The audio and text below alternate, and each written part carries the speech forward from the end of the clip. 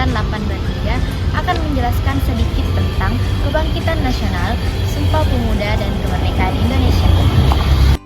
Kebangkitan nasional merupakan momen penting dalam sejarah Indonesia dengan menandai bangkitnya kesadaran bangsa untuk bersatu, berjuang, dan menentukan masa depan sendiri. Tokoh cendekiawan yang menjadi pelopor gerakan perubahan dan lahirnya nasionalisme adalah Dr. Wahidin Soedirohosodo. Yang berawal dari gagasan Dr. Wahidin, maka lahirlah organisasi Budi Utomo pada 20 Mei 1908 yang menjadi sejarah awal munculnya Hari Kebangkitan Nasional. Organisasi Budi Utomo didirikan oleh Dr. Sutomo bersama dengan Dr. Cipta Mangunkusumo, Gunawan, Suraji, dan RT Aryo Tirtokusumo. Organisasi pergerakan nasional berperan besar dalam sejarah Indonesia.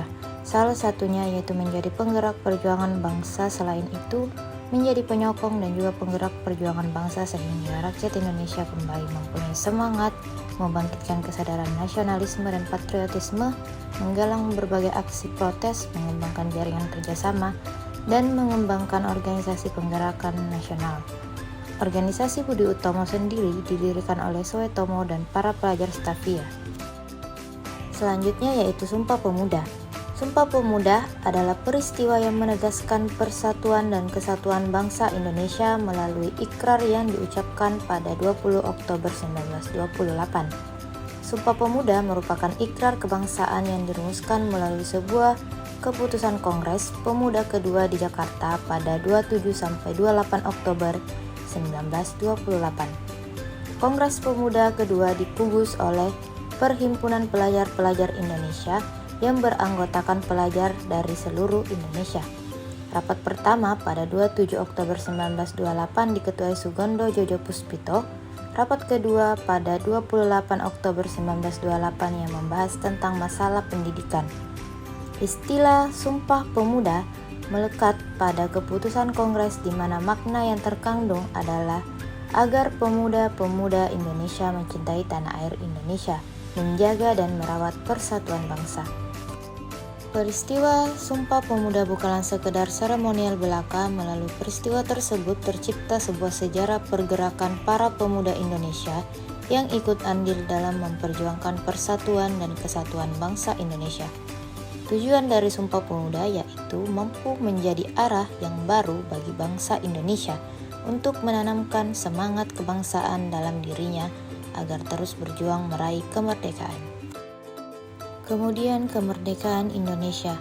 Masa kependudukan Jepang merupakan periode yang penuh penderitaan bagi rakyat dan menjadi tahap penting dalam perjalanan menuju kemerdekaan. Masa kependudukan Jepang di Indonesia berlangsung selama kurang lebih 3,5 tahun. Jepang menduduki Indonesia setelah Belanda menyerah menduduki Indonesia pada 8 Maret 1942. Kemudian masa pendudukan Jepang berakhir setelah Indonesia memproklamasikan kemerdekaan pada 17 Agustus 1945. Jepang pertama kali ditarakan Kalimantan Timur pada 11 Januari 1942, kemudian menduduki wilayah lain yakni Pontianak pada 29 Januari 1942, Samarinda pada 3 Februari 1942, dan Banjarmasin pada 10 Februari 1942. Kemudian PPKI dan BPUPKI sendiri adalah dua lembaga yang dibentuk oleh bangsa Indonesia untuk mempersiapkan kemerdekaan Indonesia. BPUPKI diresmikan pada 28 Mei 1945 di Gedung Chuo Sang-in, Jakarta. Tugas pokok BPUPKI untuk menyelidiki usaha-usaha persiapan kemerdekaan Indonesia. Sidang pertama BPUPKI berlangsung pada 29 Mei 1945 dan tokoh pertama yang mengemukakan pendapatnya adalah Muhammad Yamin. Sidang kedua BPUPKI berlangsung pada 10-17 Juli 1945 yang membahas rancangan undang-undang, batang tubuh undang-undang, dan kemerdekaan Indonesia serta pembukaan undang-undang. PPKI dibentuk pada 7 Agustus 1945 dan diresmikan di Dalat pada 9 Agustus 1945 oleh Jenderal Keiichi selaku Panglima Armada Jepang untuk Asia Tenggara.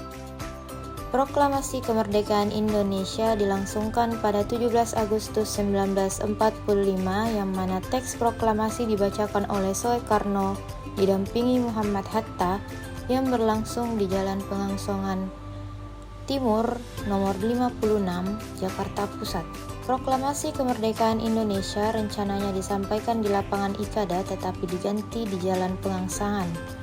Sekitar 500 peserta upacara pada 17 Agustus 1945 hadir di peristiwa proklamasi kemerdekaan Indonesia.